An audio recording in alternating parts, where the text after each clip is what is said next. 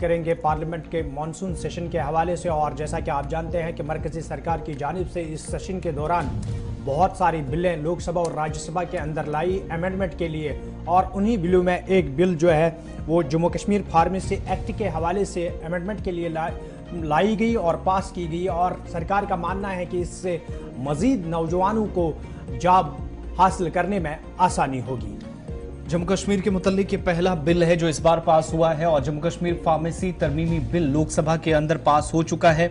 और pharmacy bill को मंजूर जब कराया गया तो जो अहल या रजिस्टर्ड अफराद हैं 2011 के बाद उनको फार्मेसी एक्ट के तहत फार्मासिस्ट के तौर पर रजिस्टर होने की इजाजत दी गई है। इस बिल के जरिए उनका रास्ता बहुत साफ हो गया है। इस तरह दोनों कानून साजी के हवाले से इब्हाम को दूर किया गया।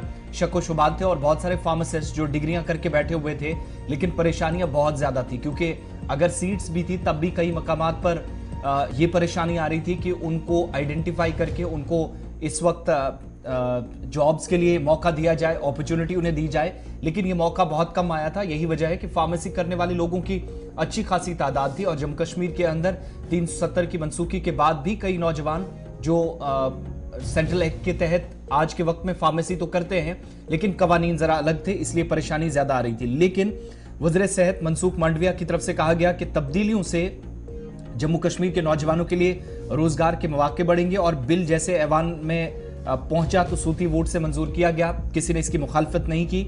और जम्मू कश्मीर फार्मेसी एक्ट के तहत अगर कोई रजिस्टर्ड है या अहल फार्मासिस्ट है, अफराद है, तो उनकी हैसियत से मुतल्लिक मसाइल को दूर करने की कोशिश इस बिल के जरिए की गई है जो लोकसभा के अंदर पास हो चुका है।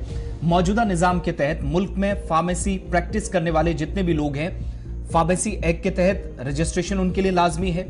कोई भी शख्स जिसका नाम जम्मू कश्मीर फार्मेसी एक्ट 2011 के तहत रखे गए फार्मासिस्ट के रजिस्टर में दर्ज किया गया है, या इसके पास अहलियत है, मेडिकल असिस्टेंट है, फार्मासिस्ट है, या अगर रजिस्ट्रेशन इसमें इसकी हुई है, नाम दर्ज किया गया है, या इसके पास अहलियत है, अगर इंतजामिया को, अथॉरिटीज को या मजाज अथॉरिटी जो हेल्थ मिनिस्ट्री है उसको लगता है कि ये रजिस्टर्ड अफराद हैं, तो समझा जाएगा कि 2011 के बाद भी कई नौजवान जिनको अब तक मौका नहीं मिला था वो इस बिल में तरमीम होने के बाद रजिस्टर्ड या अहल माने जाएंगे। अगर कोई तकनीकी परेशानी थी तो वो भी दूर कर ली गई है। दूसरी बात जो क्लियर की गई है इस बिल के पास होने के साथ वो ये है कि फार्मेसी एक्ट 1948 के तहत जो कोई भी जम्मू कश्मीर फार्मेसी एक्ट 2011 के तहत बतौर फार्मासिस्ट रजिस्टर्ड है या 2011 के एक्ट के तहत मुकर्रर करदा अहलियत रखता है, वो फार्मेसी के तहत बतौर फार्मासिस्ट प्रैक्टिस करने का अहल होगा, जो अब तक उसको मौका नहीं मिला था, बीच में कुछ परेशानियां आई। और फार्मेसी एक्ट 1948 को इस तरह रजिस्टर समझा जाएगा कि जिस तरीके से बाकी मुल्क के बाकी हिस्सों में काम होता है एक्ट के मुताबिक। अब क्या होगा कि इस तरमीम के नाफिज होने के 1 साल के अंदर अंदर रजिस्ट्रेशन के लिए दरख्वास्त जमा करने के लिए मुकर्ररा फीस के साथ अपना फॉर्म जमा कराना होगा उन तमाम उम्मीदवारों को। और मरकजी वजारत सेहत की तरफ से यह भी साफ किया गया कि जम्मू कश्मीर के हालात अब पहले से बेहतर हुए हैं, लिहाजा मुल्क के बाकी हिस्सों की तरह मरकजी कवानीन के तहत, एक्ट के तहत उन नौजवानों को भी मौका मिलना चाहिए जो फार्मेसी करके बैठे हैं लेकिन मौका नहीं था। लेकिन जब बिल पास हुआ और कुछ बातें कही गई मरकजी वजारत सेहत की जानिब से, मनसूख मांडविया जो यूनियन हेल्थ मिनिस्टर है, उनकी बात जरा सुनते हैं कि मकसद असल में इस बिल का क्या था। सर, द बिल में be pass. The question is that the bill be passed. Those in favor may say aye, and those against may say no. I think the ayes have it. The ayes have it. The motion is adopted and the bill is passed. Bill amendment लाने का उद्देश्य यही था कि मेरे जम्मू और कश्मीर के कोई युवाओं को ऐसा नहीं लगना चाहिए कि हमारी अपॉर्चुनिटी पर कोई असर हो रही है। हमने कहा कोई दिक्कत नहीं, आप छूट गए हैं, 1 साल हम देते हैं आपको, 1 साल में आप रजिस्ट्रेशन करवा लीजिए और आप रजिस्टर्ड फार्मासिस्ट बन जाइए। जो बच्चे पढ़ रहे हैं, बच्चे को भी अपॉर्चुनिटी मिलनी चाहिए, उसको भी नहीं लगना चाहिए कि मैं अपॉर्चुनिटी से वंचित रह गया। आइए, आपको भी अब फायदा मिलेगा।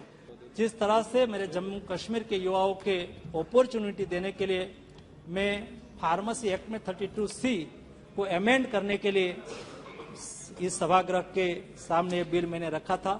सब लोगों ने अपना बहुत महत्वपूर्ण सुझाव भी दिया। मैंने मेरी ओर से जो बात रखनी थी वो भी रखी। इंफ्रास्ट्रक्चर डेवलपमेंट गति से नहीं चलता था, बाधाएं हुआ करती थी, लोगों में डर था, नहीं केवल बाहर के लोग वहां जाके काम करें उसको ही डर लगता था, लेकिन जम्मू कश्मीर के लोगों को भी बाहर निकल के काम करने के लिए भी डर लगता था। लेकिन मोदी जी ने जब से धारा 370 हटाई है तब से वहां आमूलचूल परिवर्तन हम देख रहे हैं।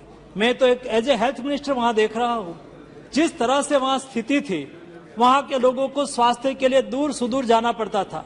जम्मू कश्मीर में खास करके प्राइवेट हॉस्पिटल की जगह से गवर्नमेंट हॉस्पिटल में जाने की वहां की जनता की आदत थी, लेकिन हॉस्पिटल नजदीक नहीं थी, हॉस्पिटल दूर थी, कई दूर उसको जाना पड़ता था, उसमें भी कठिनाई थी।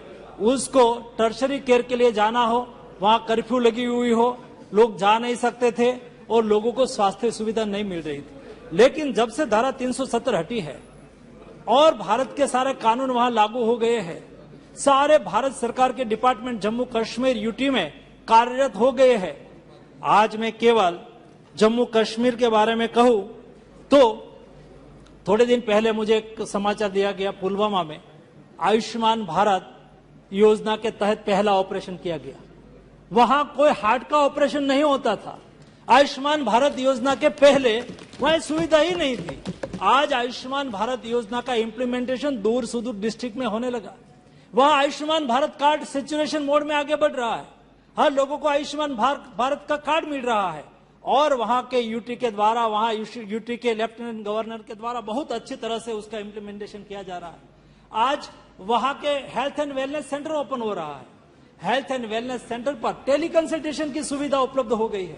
दूर सुदूर पहाड़ी क्षेत्र में बसने वाले मेरे जम्मू कश्मीर के भाइयों को उसको आज डिस्ट्रिक्ट प्लेस पर और कश्मीर जम्मू में या तो श्रीनगर में जाने के लिए भी बाद में आवश्यकता होती है, जब उसका डायग्नोसिस वहां ही हो जाए।